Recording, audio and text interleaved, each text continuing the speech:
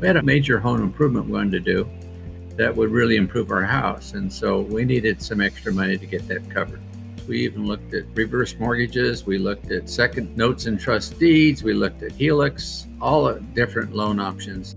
The big problem I had with all of them was they gave us a monthly payment.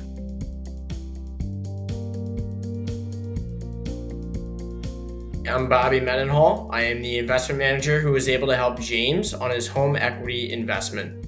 Finding an option that didn't add to his debt and add another monthly payment to his plate was a huge benefit for both James and his wife.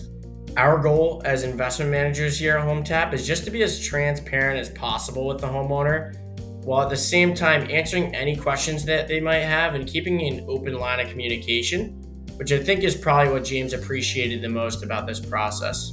He was sharp. He knew the answers when I asked questions. I'd email him, he'd get right back to me. It only took a few weeks to get it through, I think 3 or 4. It was a clear-cut, straightforward deal. What they asked for was very reasonable. We're using the money to put in a fireplace, and it's going to really help with our heating costs for this winter. And we paid off all the credit cards. It put money in the bank as a reserve. We're set.